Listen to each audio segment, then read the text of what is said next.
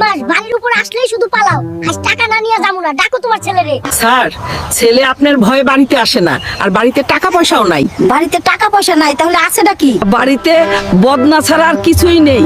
তাহলে দাও, ওই বদনাই দাও, ওইটাই নিয়ে যায়। চাকরি তো বাঁচান লাগবে। না না, তুমি কোনো কিপটা কও দিনি, কিছু তো খেতে দিচ্ছই না।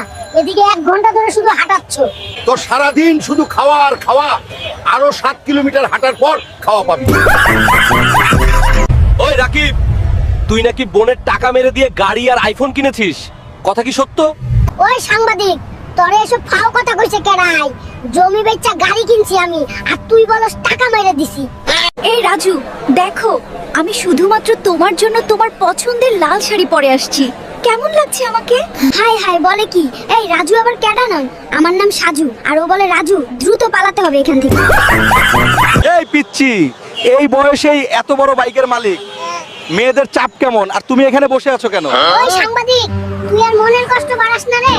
মেয়েদের চাপ তো দূরের কথা, বাইকে তেলই থাকে না। মর্জিনার ভাত আনার কথা কিন্তু এখনো খোঁজ নাই। কোন পাড়ায় যে ঘুরছে, এদিকে আমি সারা জীবন গাধার মতো খেটেই গেলাম। এই যে নেন আপনার খাবার, অনেক কষ্ট করে রান্না করে আনছি, এখন খেয়ে আমাকে উদ্ধার করুন।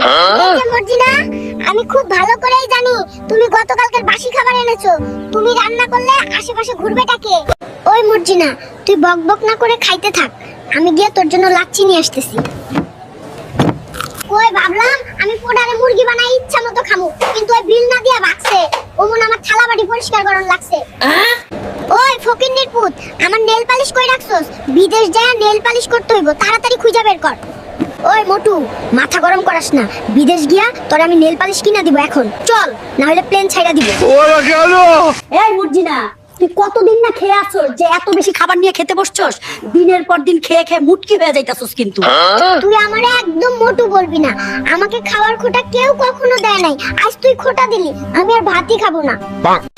মর্জিনা, তোর এই কষ্ট আমি আর দেখতে পাচ্ছি না, তাই ভাবতাছি খুব শীঘ্রই তোর জন্য একটা সতীন আনবো। আমাকেই রাখছস, এক বেলা না খাওয়ে আবার আরেকটা নিয়ে আসার ধান্দা করস। গোলামের পুত গোলাম, এখান থেকে দূর হ। অনেক দিন পর বন্ধুদের সাথে আড্ডায় বসছি। ওই মুটকি মর্জিনার জন্য বন্ধুদের সাথে একটু আড্ডাও দিতে পারি না, সব সময় শুধু ক্যাচ ক্যাচ করে। ওই ফহিনের পুত, তোর এতক্ষণে বাড়িতে থাকার কথা, তুই নিশ্চয় তোর আবুল বন্ধুদের সাথে আড্ডায় বসেছিস। আজ বাড়ি আই, তোর খবর আছে। ওই তুই কে রে? তোরে তো চিনতে পারলাম না। আমি বর পক্ষের লোক, বরের বেস্ট ফ্রেন্ড, কিন্তু আপনি কে? আরে বলে কি, এটা তো নামে রাখিকার অনুষ্ঠান, আর ওই নাকি বরের বন্ধু। এইটারে ধর তো, ফাও খাইতে আইছে। গোলামের পুতে কইছিল গহনা কিনা দিব, শালা শুধু দিয়ে গেল, কোনোদিন কিনা আর দিল না। ফকির